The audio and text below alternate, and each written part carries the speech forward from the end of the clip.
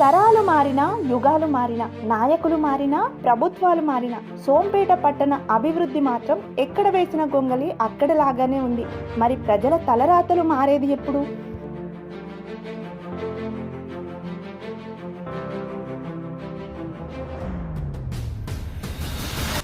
Sompeta main road ప్రస్తుతం ఎలా ఉందంటే, ఎదురెదురుగా 2 బస్సులు వచ్చాయంటే అంతే సంగతి. పట్టణంలో తల నుండి తోక వరకు ఫుల్గా ట్రాఫిక్ జామ్. 10 నిమిషాల్లో వెళ్లాల్సిన మార్గం కూడా గంటకు పైన సమయం పడుతుంది. అత్యవసర సేవలకు కనీసం దారి కూడా ఇవ్వరు.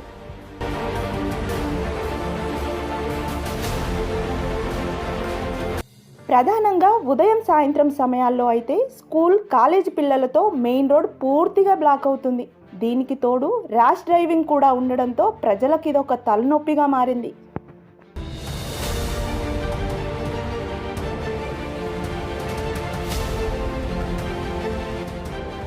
వెనుకబడిన జిల్లాగా శ్రీకాకుళం జిల్లాను పదే పదే చెప్తున్న నాయకులు ప్రజలను ఓటు బ్యాంకుగా ఉపయోగించుకుంటూ 5 ఏళ్లు పదవిని కాపాడుకుంటున్నారు.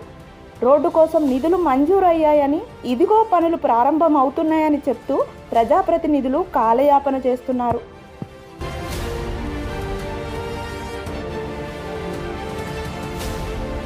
సోంపేట మెయిన్ రోడ్డు విస్తరణకు అడుగులు పడితే మాత్రం కోర్టులో కేసులు పడతాయి. గతంలో అనేక కేసులు పెట్టడం వల్లనే వెనుకబడిన జిల్లాగా శ్రీకాకుళం, అందులో వెనుకబడిన ప్రాంతంగా సోంపేట మిగిలిపోయింది.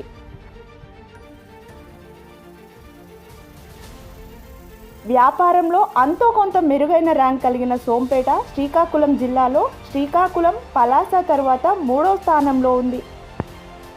హోల్సేల్ వ్యాపారంలో నెంబర్ 1గా ఉన్న సోంపేట ట్రాఫిక్ సమస్య వల్ల పలాస, ఇచ్చాపురం, మందాస, హరిపురం వైపు చిరు వ్యాపారులు మొగ్గు చూపుతున్నారని లబోదిబోమంటున్నారు. సోంపేట మెయిన్ రోడ్డులో ప్రయాణం చేస్తే చాలు ధూళి, దుమ్ము వల్ల అనేక రోగాలు కోరి అంటించుకున్నట్లవుతుంది. థర్మల్ విద్యుత్ పవర్ ప్లాంట్ వద్దు అని ఎలా పోరాటాలు చేసి ప్రాజెక్టును తరిమి కొట్టారో అదే తరహాలో మెయిన్ రోడ్డు కావాలని పోరాటాలు చేస్తే తప్ప వచ్చేలా కనిపించడం లేదని స్థానికుల అభిప్రాయం.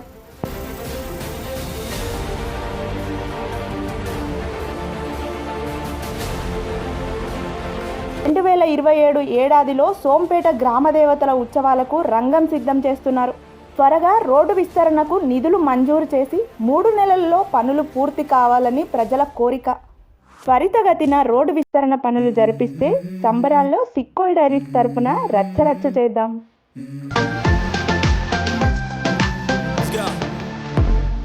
I wake up to a little bit of drool on my pillow, feel like it's gonna be a bad day.